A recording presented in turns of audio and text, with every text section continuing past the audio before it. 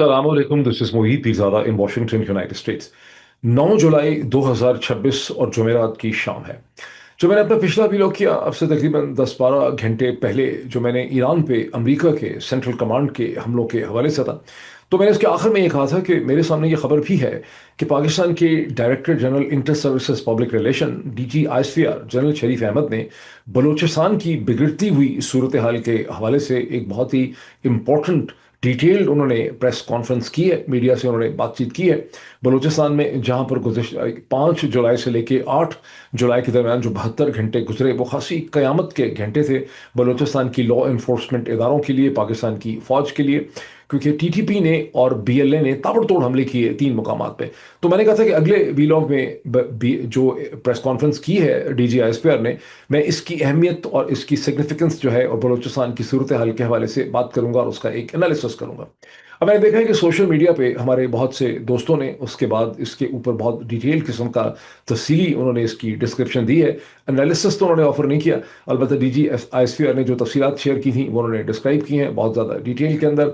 हमें अब उन डिटेल्स में जाने की ज़रूरत नहीं है। उसके अलावा उन्होंने डीजी आईएसपीआर ने जो बहुत बहादुरी के कलमात वहाँ पे अदा किए हैं, जहाँ उन्होंने कहा कि हम इन दहशतगर्दों को छोड़ेंगे नहीं, ज़मीन के आखिरी हद तक हम इनका ताक़ुब करेंगे, हम इनको नीस्तो नाबूद कर देंगे, जहन्नम वारस करेंगे वगैरह वगैरह, और हिंदुस्तान वाले पे जो इल्ज़ाम लगाए हैं उसके हवाले से पाकिस्तान के सोशल मीडिया के कमेंटेटर्स ने डीजी आईएसपीआर का बहुत ज़्यादा मजाक उड़ाया और बहुत से मुश्किल और तीखे किस्म के सवाल जो हैं उनके लिए रेज किए। हम इस चीज़ में नहीं जाएंगे, हम सीधा सीधा इसकी अहमियत जो है, जो बलूचिस्तान में जो कुछ हो रहा है, इसकी सिग्निफिकेंस के हवाले से बात करेंगे। और इसमें मैं आपको सबसे पहले ये भी बताऊं कि मैं ये समझता हूं कि जब भी एक अहम ऑफिशियल या गवर्नमेंट को जो रिप्रेजेंट करने वाली कोई भी अथॉरिटी होती है वो इस किस्म की प्रेस कॉन्फ्रेंस करती है, तो उसका मकसद डैमेज कंट्रोल करना होता है। को कहने में आपने मीडिया को इन्फॉर्म आप करते हैं, लेकिन असल में आप डैमेज कंट्रोल करते हैं। वाकयात कितने बड़े हो चुके होते हैं, इतनी बड़ी कोई चीज़ हो गई होती है कि हुकूमत ये महसूस करती है या अथॉरिटीज़ ये महसूस करती हैं कि इस स्टेज पे हमें मीडिया को, ज़राए अबलाग को, आवाम को कॉन्फिडेंस पे लेना चाहिए, अपना वर्जन उनके सामने रखना चाहिए। जो वर्जन रखा जाता है वो यूजली तौर पर बड़ा कंट्रोल्ड, सैनिटाइज और लिमिटेड किस्म का वर्जन होता है। तो डीजी आईएसपीआर ने अपनी प्रेस टॉक में जो सूरत हाल बलूचिस्तान की डिस्क्राइब की है, बहादुरी की जो बातें की हैं, उसको देख के आप डिवाइड कर दें, आप उसको बेसिकली मल्टीप्लाई कर दें समझने के लिए, कि उसको 10 से मल्टीप्लाई कर दें कि असल सूरत हाल जो है वो उससे 10 गुना ज़्यादा तशवीशनाक होगी जितनी कि डीजी आईएसपीआर ने वहाँ पे डिस्क्राइब की है। लेकिन जैसे कि मैंने कहा कि हम उस तफसीलात में ज़्यादा नहीं जाएंगे, हम एक एनालिसिस करेंगे। एनालिसिस के लिए बहरहाल हमें बेसिक फैक्ट्स जो हैं वो सामने रखने पड़ेंगे कि 5 जुलाई और 8 जुलाई के दरमियान में बलूचिस्तान में 3 डिफरेंट लोकेशंस में, एक कोयटा, एक ज़ियारत और बेला वेंडर, जो है वहाँ पर पाकिस्तान के सिक्योरिटी इदारे जो हैं, पुलिस, पैरामिलिट्री से मिलिट्री के ऊपर खौफनाक हमले किए हैं, कहीं बीएलए ने, कहीं टीटीपी ने। अब उसकी डिटेल्स ये हैं कि हाना अराक में, जो कोयटा के करीब एक जगह है, वहाँ पे सिविलियंस का बताया जाता है कि आई डोंट नो कि वहाँ पुलिस का कितना लॉस हुआ है, लेकिन वहाँ पे सिविलियंस जो है वो कम से कम 4-5 जाँ बहक हुए हैं। और अभी भी लोगों ने वहाँ पे, जो कोयटा रोड है, एयरपोर्ट रोड है, उसके ऊपर लाशें रखी हुई हैं, वो उन्हें दफना नहीं रहे। उनके कुछ मुतालबात हैं, वो चाहते हैं कि हुकूमत उसको आके एड्रेस करे। ज़ियारत में जिसकी बड़ी शोहरत रही हमारे बचपन से, कि कायद अज़म मोहम्मद अली जिन्ना जो हैं, उन्होंने अपने आखिरी अयाम जो हैं वो ज़ियारत में, वो अलील थे, उनको ट्यूबरक्लोसिस था, उनको मेलिग्नेंसी थी, जो भी था, तो उन्होंने आखिरी अपने अयाम जो हैं वो ज़ियारत में गुजारे। ज़ियारत की जो एक रेजिडेंसी थी या प्रेसिडेंसी थी, वहाँ पर उन्होंने वक्त गुजारा। लेकिन अब ज़ियारत की रेपुटेशन बदल चुकी है। ज़ियारत की पुलिस पोस्ट जो है, जो एक डैम की हिफाजत करती है, मंगी डैम, उसके ऊपर टीटीपी ने हमला किया। और वो 8 या 9 पुलिस वाले तो वहीं पे उन्होंने जाम बहक हो गए, हलाक हो गए, और 18 को अपने साथ यरगमाल बना के ले गए। और according to DG ISPR general Sharif साहब, उन्होंने उन 18 को भी बाद में हलाक कर दिया। बेला वेंडर में एक कॉन्वॉय है मिलिट्री का, जिसके ऊपर गालिबन बीएलए ने हमला किया, और वहाँ पर एक जूनियर कमीशनड ऑफिसर के अलावा 10 जवान जो हैं वहाँ पे जाम बहक हुए, और यूं 11 लोग जो हैं वहाँ पे मारे गए। अब डीजीएसपीआर ने अपने जो जितने भी सिपाही, जवान और पुलिस वाले जो हैं वो जहाँ बहक हुए हैं, उनके लिए उन्होंने कहा कि वो शहीद हो गए, और पाकिस्तान का सोशल मीडिया भी उनके लिए लफ्ज़ शहीद इस्तेमाल कर रहा है। ये और बात है कि डीजीएसपीआर ने दूसरी साइड पे जो लोग हैं, जो हमलावर हैं बीएलए के और टीटीपी के, वो भी मुसलमान हैं, लेकिन उनके लिए लफ्ज़ इस्तेमाल किए गए हैं फितना अल हिंदुस्तान और फितना अल खवारिज, फितना अल खवारिज। अब यहाँ पे बड़ी इंटरेस्टिंग बात यह है कि फितना अल हिंदुस्तान अमूमन इस्तेमाल किया जाता है बीएलए के लिए, ये साबित करने के लिए कि इनको हिंदुस्तान इनकी सपोर्ट करता है। और फितना अल खवारिज जो है वो इस्तेमाल किया जाता है टीटीपी के लिए, ये बताने के लिए कि दीन से ये खारिज हो चुके हैं। यूँ पाकिस्तान की मिलिट्री अथॉरिटीज़ जो हैं वो एक मजहबी इंटरप्रटेशन भी करती हैं शहादत के हवाले से और जहन्नम रसीद करने या जहन्नम वारिस करने के हवाले से। लेकिन यहाँ पहली दफ़ा DGISPR ने इन दोनों के लिए कहा है कि दोनों ही को बेसिकली हिंदुस्तान जो है वो सपोर्ट करता है। मैं अब आपको याद करवाऊंगा एनालिसिस में। अब एनालिसिस की बात आ जाती है नवंबर 2020 में।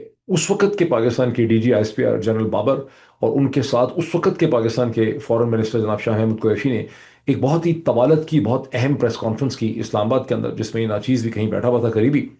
जिसमें उन्होंने, और ये अगर आप अभी भी गूगल में इसको सर्च करेंगे, आप सिर्फ लिखिए joint press conference by general Babar and Shah Mahmood Qureshi, आपको नवंबर 2020 भी नहीं लिखना पड़ेगा। और उस प्रेस कॉन्फ्रेंस की तमाम तफसीलात डॉन, ट्रिब्यून और बहुत से पाकिस्तानी अखबार की शक्ल में आपके सामने आ जाएंगे। मैं भी कोशिश करता हूँ कि स्क्रीन पे आपको दिखाऊं। इस प्रेस कॉन्फ्रेंस में शाह महमूद कुरैशी ने और उस वक्त की DGISPR ने यह कहा कि उनके पास नाकाबिले तरदीद ऐसे शवाहिद हैं, ऐसी बहुत सी एविडेंस उनके सामने इकट्ठी हुई है गुज़िश्ता चंद महीनों में। उस वक्त तक, अभी तक अफगानिस्तान में अमेरिकन गवर्नमेंट थी और अभी तक तालिबान जो है उनको अपनी हुकूमत नहीं मिली थी। ये बात है नवंबर 2020 की। और आपको याद होगा कि अगस्त 2021 में अफगान तालिबान जो है वो फातेह बन के काबुल में दाखिल हुए और हमने सोचा कि मामला सारे तब्दील हो गए। बाल ने कहा कि हिंदुस्तानी रॉ जो है, जो रिसर्च एंड एनालिसिस विंग और हिंदुस्तान की इंटेलिजेंस एजेंसीज जो हैं, उन्होंने गुज़िश्ता चंद माह में रॉ ने बहुत मेहनत करके जो TTP है खैबर पख्तूनख्वा की, उसके दरमियान में, और BLA और BRB बलूचिस्तान लिबरेशन जो फ्रंट है, BRF या वगैरह जो है, और BRA जो है, और ब्रास जो है बलूचिस्तान में, उनके दरमियान में एक अलायंस जो है वो खड़ा किया है। और उसकी वजह यह है कि TTP वाले BLA के मुकाबले में ज़्यादा फिरोशस किस्म के फाइटर्स हैं।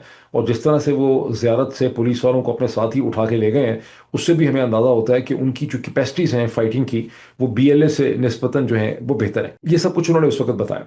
अब इस वक्त जो आप बलूचिस्तान में सूरत हाल देख रहे हैं कि एक साइड से TTP हमले कर रही है पाकिस्तान के सिक्योरिटी एपरेटस के ऊपर, दूसरी तरफ से BLA हमला कर रहा है, तो आपको ये बात समझ आती है कि 6 बरस पहले पाकिस्तान के फॉरेन मिनिस्टर, पाकिस्तान की ISI या ISPR ने जो क्लेम्स किए थे उसमें खासी आपको सदाकत नज़र आती है। और आपको बलूचिस्तान में आप आसानी से ये कह सकते हैं कि इस वक्त हिंदुस्तान की इन्वॉल्वमेंट या हिकमत अमली, ये DGISPR कहते रहे हैं कि इसके पीछे एक माइंड सेट है, इसके पीछे एक स्ट्रैटेजी है, इनको लॉजिस्टिक्स प्रोवाइड किए गए हैं, इनको डायरेक्शन दी गई है।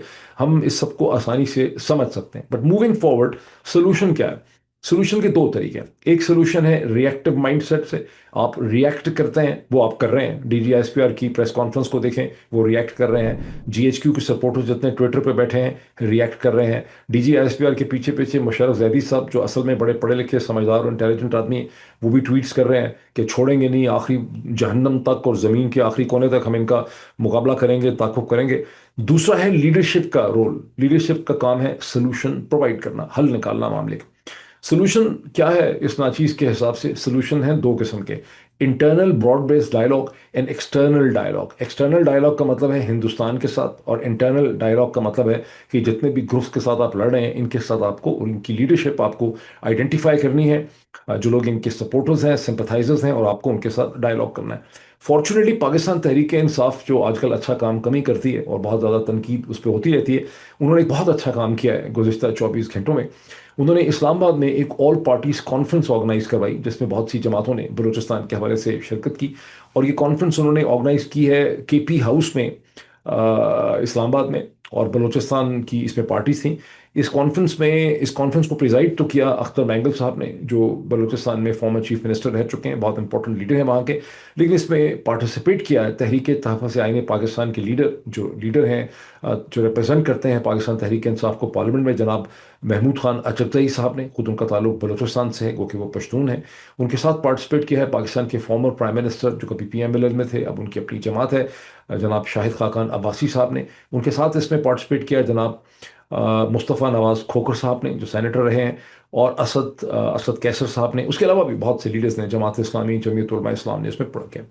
इसमें उन लोगों ने आर्गूमेंट क्या किया, बड़े सेंसिबल उन्होंने डिबेट की वहाँ पे। पाकिस्तान के अखबारात में वो चीज़ें छपी। उन्होंने कहा कि बलूचिस्तान एक सियासी मसला है, ये खालिस्तान पॉलिटिकल मसला है, ये कोई सिक्योरिटी प्रॉब्लम नहीं है खाली। यहाँ पर इसको सिक्योरिटी के लेंस से नहीं आप इसको सेटल कर सकते। आपको बलूचिस्तान में एक डायलॉग चाहिए, आपको बलूचिस्तान में free fair and transparent election चाहिए ताकि वहाँ पर एक ऐसी हुकूमत मारज़ वजूद में आ सके जो बलोच अवाम के ख्यालात, जज्बात, उनकी उमंगों और उनकी एस्पिरेशंस, उनकी फीलिंग्स या उनके इंटरेस्ट को जेन्युइनली रिप्रेजेंट करती हो। मतलब उनको एक लेजिटिमेट गवर्नमेंट चाहिए जिसमें वो बिलीव कर सकें, क्योंकि बलोच लोग ये समझते हैं कि उनके रिसोर्सेज को चोरी किया जा रहा है। उनके जो मिनरल रिसोर्सेज हैं बलूचिस्तान के, कहीं पर आपने चाइनीज़ को कॉन्ट्रैक्ट दिए हैं, कहीं आप अमेरिकन और वेस्टर्न और कैनेडियन कंपनीज को कॉन्ट्रैक्ट दिए हैं। बड़े खुश हो रहे हैं कि बलूचिस्तान की मादनियात हैं। अगर आप पाकिस्तान के पंजाब में बैठे हुए या पिंडी में बैठे हुए डिसीजन मेकर्स की बातें सुने, उनसे नत्थी जो सिविलियंस हैं, जो कॉर्पोरेट वर्ल्ड के हैं, जो एंटरप्रेन्योर्स हैं, जो मीडिया के लोग हैं, तो वो बलूचिस्तान के बारे में इस तरह से बात करते हैं कि उनकी माँ के जहेज के अंदर बलूचिस्तान आया था। और ये भूल ही जाते हैं कि ये बलूचिस्तान की धरती, सरजमीन, वहाँ के पहाड़, पत्थर, मिनरल्स, वहाँ जो कुछ भी है बलूचिस्तान का, जिसको आप समझ रहे हैं कि हमारा है, ये बलोच अवाम की धरती है। और इसके नीचे जो कुछ भी है वो बलोच लोगों का है, ये उनके एसेट्स हैं। और एक फेडरेशन के अंदर जब आपने कोई सब मुख्तलिफ कम्युनिटीज़ या हिस्से या रीजन्स जब एक फेडरेशन का हिस्सा होते हैं, तो आपने जो भी एक्सप्लॉयटेशन और एक्सट्रैक्शन वहाँ से करनी है वो वहाँ के लोगों की कंसेंसस से करनी है, उसमें उनकी रजामंदी होगी, वो उसके स्टेक होल्डर्स होंगे। जब आपने बलूचिस्तान में एक खुद साख्ता जाली हुकूमत सरफराज बुगटी की बिठाई हुई है, जो असल में हुकूमत वहाँ की है नहीं, जो वहाँ के लोगों को रिप्रेजेंट नहीं करती, तो ये आपका प्रॉब्लम नंबर वन है जिसे इस एपीसी ने आइडेंटिफाई किया है।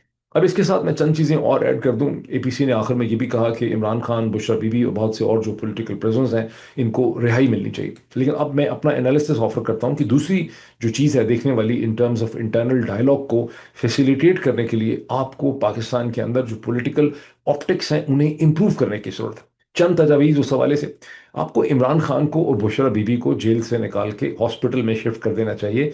वो वहाँ भी कैदी ही रहेंगे, प्रिजनर ही रहेंगे। उनके साथ मुलाकात अगर किसी की होगी डॉक्टरों के अलावा उनके घर वालों की, तो आपकी मर्जी से ही होगी, लेकिन उससे ऑप्टिक्स चेंज हो जाएंगे। एक सॉफ्टर किस्म का इमेज इमर्ज करेगा हुकूमत का, ये रजीम का। डॉक्टर यास्मीन राशिद को, cancer survivor, doctor, physician, professor of gynaecology, उनको निकालें जेल से, उनको हॉस्पिटल में शिफ्ट करें। वही सूरत हाल उनकी। उसके अलावा इन दोनों के अलावा जो और बहुत से पॉलिटिकल प्रिजनर्स हैं, जिसमें शाह महमूद कुरैशी भी हैं। फिर ये जो ईमान हाजिर मजारी, एक ह्यूमन राइट की वकील, उसका हस्बैंड जो है हादी चट्टा, इनको निकालें फॉर गॉड से, इनको बेल दिलाएं, उससे भी ऑप्टिक्स चेंज होंगे। फिर मारंग बलोच और उस तरह के और जितने लोग हैं जो सिविल एक्टिविस्ट हैं, जो शोर मचाते हैं, जो प्रोटेस्ट करते हैं, जिन्होंने बंदूक नहीं उठाई हुई, उनको रिहा करें, उनको उनको निकालें। वो आपके डायलॉग को फैसिलिटेट करेंगे, उनके जरिए आप बातचीत कर सकते हैं। जस्ट इमेजिन दिस कि 2000 नवंबर 2020 की प्रेस कॉन्फ्रेंस की उस वक्त के फॉरेन मिनिस्टर शाह महमूद कुरैशी ने, और वो शाह महमूद कुरैशी किधर है? अब उसके ऊपर दहशतगर्दी के पर्चे हैं और वो शाह महमूद कुरैशी जेल में बैठा है। मुईद पीरज़ादा वो उस प्रेस कॉन्फ्रेंस में बैठा था जो उसने, उसके हवाले से मैंने अपने मैगजीन में बहुत डिटेल्ड एक एनालिसिस लिखा था रॉ की एक्टिविटीज़ में। मुईद पीरज़ादा हाथ नहीं आया, वरना वो भी जेल में होता। और मुईद पीरज़ादा अगर अमेरिका में भी है तो एक डिजिटल दहशतगर्द है जिसको 80 साल की आपने सजा सुनाई। ये सब चीज़ें, ये बेवकूफ़ी की चीज़ें करने से आपने क्या किया? एक साइड पे आप कह रहे हैं कि बीएलए, पीआरए, टीटीपी और ये सब लोग दहशतगर्द हैं। दूसरी तरफ से शाह महमूद कुरैशी, मोहित पिज़ादा, यास्मीन राशिद, इमरान खान और बहुत से और लोग जो आपके सिविल पॉलिटिशियन हैं, वो सारे के सारे दहशतगर्द। ये जो चुतियापा है, खुदा के लिए, फॉर गॉड सेक, इस चुतियापे को ख़त्म करें। ठीक है। अच्छा, मैंने सुना एक बड़े हाईली प्लेस सोर्स से जिसके पास बड़ी इंफॉर्मेशन थी, इनसाइड व्यू था। उस सोर्स ने मुझे ये बताया कि पाकिस्तान की जो डीजी आईएसआई हैं, जनरल आसिम मलिक, और डीजी एमआई जो हैं, उन दोनों ने जनरल साहब को, फील्ड मार्शल साहब को बहुत ज़्यादा ये बताने की कोशिश की है कि सब चीज़ें हमारे कंट्रोल में हैं। हमारे पास इस वक्त इतनी पॉलिटिकल स्पेस है कि हम ऑपोजिशन को, पीटीआई या इमरान खान के लोगों को थोड़ी सी स्पेस दे सकते हैं, हम ऑप्टिक्स को इम्प्रूव कर सकते हैं। लेकिन बड़े साहब का माइंड सेट इतना रिएक्टिव है कि उन्होंने उनकी बात नहीं मानी। मैं समझता हूँ कि डीजी आईएसआई और डीजी एमआई ने अगर वाकई ऐसा कहा है फील्ड मार्शल साहब को, तो उन्होंने बिल्कुल सही असेसमेंट दी है। इस वक्त आपके पास एक स्पेस है कि आप ऑप्टिक्स को इम्प्रूव करें, लेकिन अनफॉर्चुनेटली आप इस स्पेस को यूटिलाइज नहीं कर रहे, बिकॉज आपका माइंड सेट जो है वो बिल्कुल रिएक्टिव है, उसमें लीडरशिप नहीं है, रिएक्टिव माइंड सेट है, तोड़ फोड़ वाला, औरंगजेब वाला माइंड सेट है। एक्सटर्नल डायलॉग क्या है? मैंने जैसे शुरू में इशारा किया, 2019 में हिंदुस्तान ने, पता नहीं रेड चिलीज प्रोडक्शन या क्या, बॉलीवुड ने एक नेटफ्लिक्स सीरीज क्रिएट की। एक सीजन उसका मैंने एक रात में बैठ के देखा, जिसका नाम था bard of blood, BARD, bard of blood, ये एक सीजन के 7 एपिसोड थे। बहुत ही ग्रिपिंग, बलूचिस्तान पे हिंदुस्तान की बनाई हुई रॉ रिलेटेड एक सीरीज, एक सीजन। मैंने एक ही रात में बैठ के सारा देखा, सुबह हो गई, रात से देखना शुरू किया था मैंने। उसमें एक हिंदुस्तानी एक्टर है जिनसे आप वाकिफ हैं, इमरान हाशमी। वो उसमें एक रॉ के एजेंट हैं, जिन्हें अफगानिस्तान की साइड से एक खातून भी उनके साथ एजेंट हैं। उन दोनों को दाखिल किया जाता है पाकिस्तानी बलूचिस्तान में, जहाँ पर वो आईएसआई के खिलाफ बलोच ट्राइब्स को ऑर्गेनाइज करते हैं रेजिस्टेंस के तौर। आप ऐसे बहुत से लोगों ने धुरंधर 1 देखी होगी, बहुत से लोगों ने धुरंधर 2 भी देखी होगी। धुरंधर 1 के अंदर वो जो खूबसूरत सा डांस है बलोच ट्राइब्स का, वो आपने देखा, वहाँ पे भी आपने रॉ की प्रेजेंस देखी। धुरंधर 2 के अंदर भी मुसलसल जो है बलोच ट्राइब्स हैं, बलोच फाइटर्स हैं, उनकी प्रेजेंस है, और किस तरह से रॉ के एजेंट और बलोचों के दरमियान में एक ओपन कम्युनिकेशन, ओपन रिलेशनशिप है। बॉटम लाइन क्या है, अच्छा इवन तो ये जो धुरंधर 2 है, जो मैंने अभी चंद दिन पहले देखी है, उसमें तो मुरीदके का जो हेडक्वार्टर है आईएसआई का, उसको रॉ बुलाती है बलोच ट्राइब्स को, और बलोच ट्राइब्स की मदद से रॉ का एजेंट धुरंधर जो है वो मुरीदके के हेडक्वार्टर्स को डिस्ट्रॉय कर देता है, और जो आईएसआई का वहाँ पे कर्नल या मेजर है, मेजर इकबाल, उसको वो मार डालता है। बॉटम लाइन क्या है, बॉटम लाइन ये है कि ये जो हिंदुस्तानी कनेक्शन है बलूचिस्तान का, इस पे उनको कोई शर्मिंदगी नहीं है, ये कोई ढका छुपा नहीं है। वो तो ईरान भी जब ड्रोन स्ट्राइक्स करता है कंटेनर्स पे या ऑयल कंटेनर्स टैंकर्स के ऊपर, तो कहते हैं हमें नहीं पता किसने अटैक किया, लेकिन सारी दुनिया को पता है कि वो अटैक ईरान ही करता है। इसी तरह से उनकी हुकूमत ऊपर से कहती होगी कि बलूचिस्तान में हम नहीं कर रहे, या उसका वो जवाब नहीं देते, लेकिन कोई ढकी छुपी बात नहीं है कि बलूचिस्तान में वो इन्वॉल्व हैं। बलोच जो रेजिस्टेंस है या बलोच मिलिटेंसी या इंसर्जेंसी है, उसको पीछे से हिंदुस्तान सपोर्ट करता है, उससे हिंदुस्तान सिंपैथेटिक है। उन्होंने इसे छुपाने की कोई ज़रूरत महसूस नहीं की, वरना वो इसके ऊपर बेतहाशा खर्चा करके फिल्में ना बनाए जिसमें वो बलोचों की सिंपथी हासिल करने की कोशिश कर रहे हैं। अब दूसरी साइड से भी देख लें, अगर एक साइड पे ये है कि उन्होंने कोई छुपाया नहीं है, हम तो इसको ऐसे डिस्क्राइब कर रहे हैं पाकिस्तान के अंदर जैसे ये कोई ऐसा खुफिया किस्म का राज है कि हिंदुस्तान करा रहा है, और एक दफ़ा हम इसको साबित कर लेंगे तो फिर अमेरिका, बरतानिया, यूरोपियन यूनियन, रूस और चीन जो है वो सारे हमारी खातर हिंदुस्तान पे चढ़ दौड़ेंगे, हिंदुस्तान डिफेंसिव पे चला जाएगा, एज इफ कि हमने ये समहाउ द अदर ये 2+2=4 का कोई कुलिया या फॉर्मूला है जिससे हमने सॉल्व करना है। ऐसा बिल्कुल भी नहीं है। दूसरी तरफ हिंदुस्तान की भी एलिगेशन देख लें, सही है या गलत है, हिंदुस्तान ये समझता है, हिंदुस्तानी लोग ये समझते हैं, उनकी स्टैब्लिशमेंट ये समझती है कि 1988 की बाद से कश्मीर में जो इंसर्जेंसी हुई, मकबूजा जम्मू और कश्मीर में जो तबाही मची, उसके पीछे हम थे। वो समझते हैं कि बॉम्बे स्टॉक एक्सचेंज को अगर 1983 में उड़ा दिया तो पीछे हम थे, दाऊद इब्राहिम द्वारा। वो ये समझते हैं कि 2006 में अगर सुबह सुबह बॉम्बे की ट्रेन उड़ गई, धमाके हुए, इस्लामिक के इंडियन मुजाहिदीन ने किया, 300 लोग के करीब वहाँ पे उसमें मारे गए, तो वो उसके पीछे हम थे। वो समझते हैं कि पठानकोट पे जो हमला हुआ उसके पीछे हम थे। वो समझते हैं कि उड़ी के बेस पे जो हमला हुआ, पता नहीं उनके 30 सिपाही ये जवान वहाँ मारे गए, उसके पीछे हम थे। वो समझते हैं कि पहलगाम में जो हिंदू पिलग्रिम्स या हिंदू जो टूरिस्ट हैं, उनका जो कत्लेआम किया गया खौफनाक तरीके से 2025 में, उसके पीछे हम थे। तो अगर हमें बहुत शिकायतें हैं उनके साथ, उन्हें भी हमारे साथ बहुत ज़्यादा शिकायतें हैं, इसका मतलब है कि हम दोनों के दरमियान में डायलॉग की एक पॉसिबिलिटी एग्जिस्ट करती। अच्छा, फॉर इंस्टेंस बड़ी इंटरेस्टिंग एग्जांपल देखें कि ईरान पे जो सारी तबाही आ रही है, वो क्या कोई उसमें कोई मतलब आपको शक है कि वो अमेरिका कर रहा है या वो इसराइल कर रहा है, जो रिजीम चेंज करने की कोशिश की, सुप्रीम लीडर को मार डाला, टॉप मिलिट्री लीडरशिप को मार डाला। लेकिन पाकिस्तान के आर्मी चीफ, पाकिस्तान के प्राइम मिनिस्टर जो है, वो जब ईरान जाते हैं तो ईरान को तो उधेड़ के रख दिया अमेरिका ने। तो आप तो अमेरिका का एलची बन के वहां पर डायलॉग की ऑफर लेके जाते हैं। अगर आप ईरान और अमेरिका के दरमियान, उस ईरान के दरमियान जिसने ईरान को उधेड़ के रख दिया है, उस अमेरिका ने जिसने ईरान को उधेड़ के रख दिया है, आपको कोई शर्म नहीं आती उसकी तरफ से डायलॉग ऑफर करते हुए? तो हिंदुस्तान तो आपको उधेड़ ही नहीं सका इतना, तो फिर आप इसे कहते हैं हिंदुस्तान के साथ डायलॉग में आपको क्या शर्म आती है? अब असल में होना ये चाहिए, अब ये फिल्म की तरह, जिस तरह एक अब हॉलीवुड की एक फिल्म होती है, पाकिस्तान की डीजी आईएसआई और हिंदुस्तान की जो रॉ के हेड हैं, जो कोई भी हैं, या उनके अजीत डोवाल जो कोई भी हैं, इनके दरमियान किसी खुफिया जजीरे के ऊपर एक छुपी हुई डायलॉग होना चाहिए, और सस्टेन्ड इनके डायलॉग होना चाहिए, मीटिंग्स होनी चाहिए, जिसमें पाकिस्तानी साइड हिंदुस्तानी साइड से पूछे कि आप बलूचिस्तान में क्या चाहते हैं और आपको इन रिटर्न हमसे क्या चाहिए। ये डायलॉग आपको अगर हो नहीं रहा, तो मेरा ख्याल है इसको इनिशिएट करने की ज़रूरत है, और यही एक मेच्योर वे है आगे चलने के लिए। अब इस वक्त करंट सिचुएशन आप देखें क्या है कि मैं एक देख रहा था इमैनुअल कांट का एक कोट, कि दुनिया के मसाइल ख़त्म करने के लिए और पीस के लिए एक नए इंसान और नई इंसानियत की ज़रूरत है। अगर मुझे मिल गया तो मैं भी आपको स्क्रीन के ऊपर भी दिखाता हूँ। इस वक्त करंट सिचुएशन क्या है पाकिस्तान की? करंट सिचुएशन ये है कि बलूचिस्तान, कोई कहने की बात तो नहीं है कि बलूचिस्तान में एक इंसर्जेंसी चल रही है, एक बगावत हुई है बलूचिस्तान के अंदर। आप उनको फितना हिंदुस्तान कह दें, फितना अल खवारिज कह दें, इससे कोई मामला इससे कोई आसान हल नहीं निकल जाता। मतलब ये पाकिस्तानी हैं जिन्होंने हमारे खिलाफ बगावत की हुई है, ये वहाँ के रहने वाले हैं। अच्छा, दूसरा आ जाए फाटा अर्सवाइल, वहाँ पर भी इसे कहते हैं एक इंसर्जेंसी चल रही। और कश्मीर में हमने एक कट्टा खोल दिया। एक हमारे दोस्त हैं वकार खान साहब, वो बहुत से इमेजेस और तस्वीरें शेयर करते हैं। आज भी उन्होंने बलूचिस्तान और कश्मीर की बहुत सी तस्वीरें शेयर की हैं। एक तस्वीर जो शायद उन्होंने शेयर की है या किसी और ने शेयर की है ट्विटर में, उसमें ये नज़र आता है कि एक पैरामिलिट्री का जवान जो है आज़ाद कश्मीर में, जो आरपीजी होता है, मेरा ख्याल है कि जो क्या कहते हैं, रॉकेट प्रोपेल्ड ग्रेनेड होता है, उसके ज़रिए वो मुजाहिरीन के ऊपर ग्रेनेड या वो रॉकेट लॉन्चर इस्तेमाल कर रहा है। जस्ट इमेजिन दिस कि कश्मीर में जो प्रोटेस्टर्स हैं उनके खिलाफ पाकिस्तान की पैरामिलिट्रीज जो हैं वो आरपीजीज इस्तेमाल कर रहे हैं। इसे कहते हैं रिएक्टिव माइंडसेट।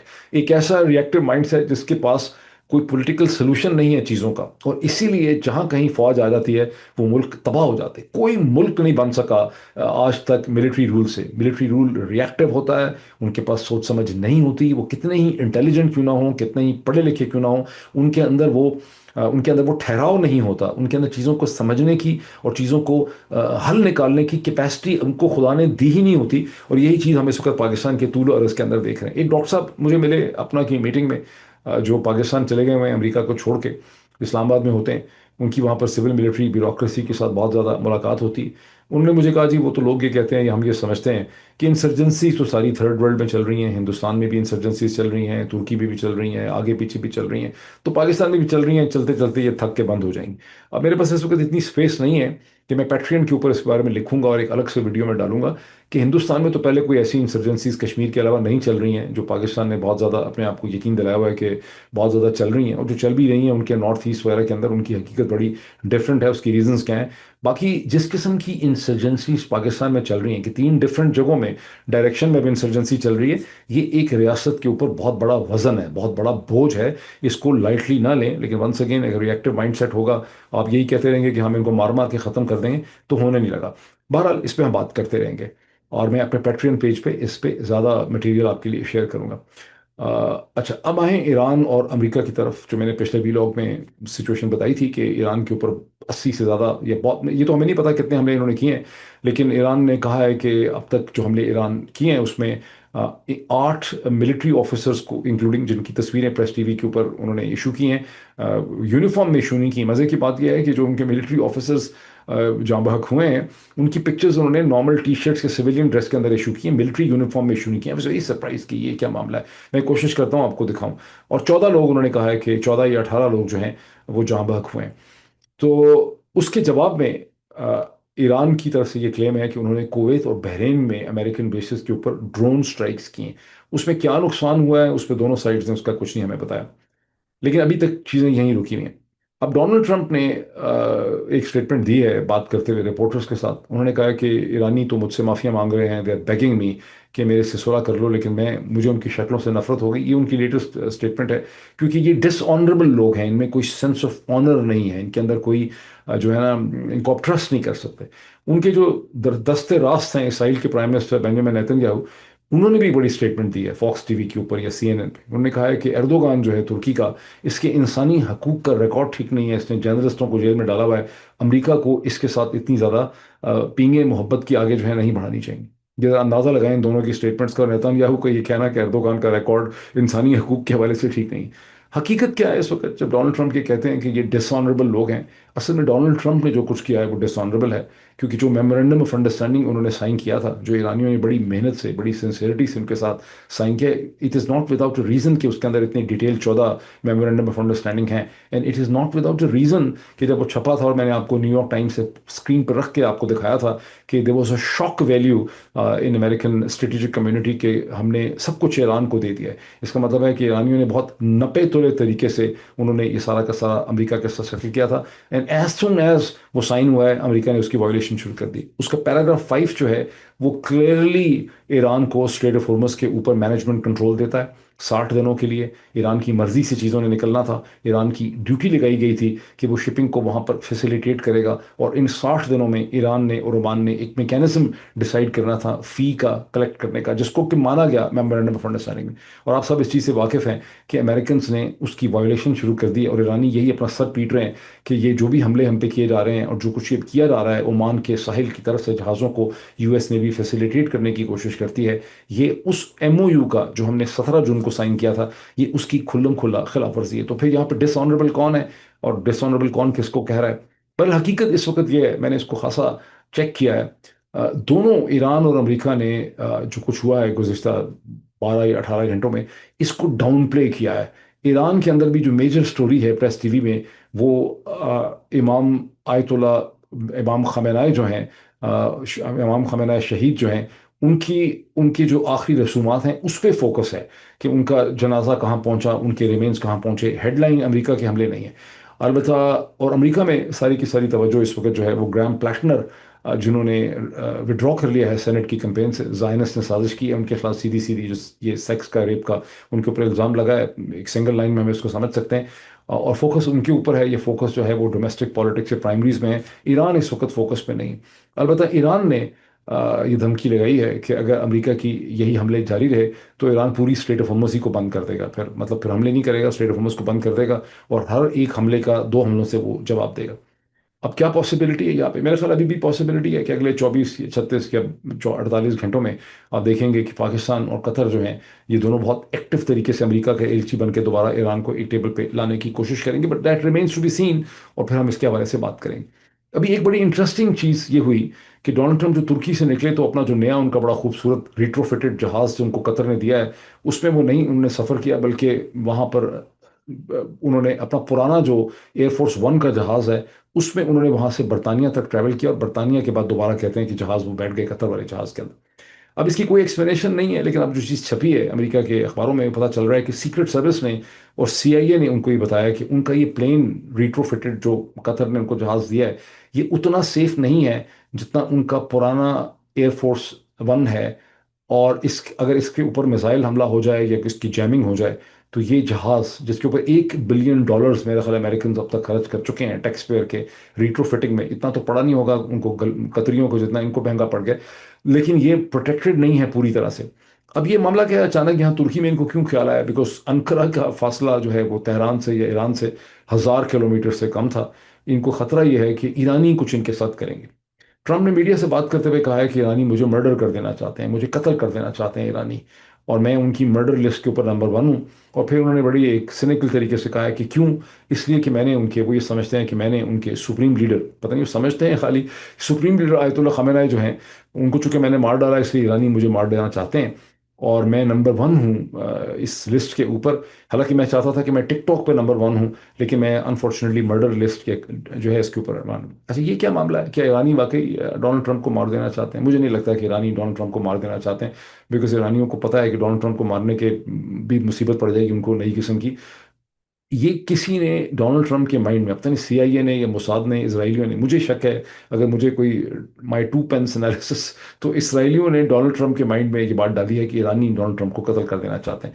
डोनाल्ड ट्रंप को असल में पता होगा कि ईरानी नहीं, शायद इसराइली कत्ल कर देना चाहते हैं। उसकी वजह यह है कि एक अमेरिकन ऑथर हैं जिन्होंने मिडिल ईस्ट पे बहुत लिखा है, जर्नलिस्ट हैं बहुत रिस्पेक्टेड, मैक्स ब्लूमेंथल ने इसके हवाले से किताब भी लिखी है। और वो मेरा ख्याल है मैंने उनको जज नेपोलिटानो के मैंने प्रोग्राम में देखा था, जहां उन्होंने बर्मला ये कहा कि डोनाल्ड ट्रंप के माइंड में ये बात डाल दी गई है कि उसको, उनकी फैमिली को कत्ल किया जा सकता है, और ख़तरा उनको जायनस से है। अब वो कह तो वैसे ईरान की साइड से है, लेकिन ख़तरा उनको ईरान से नहीं।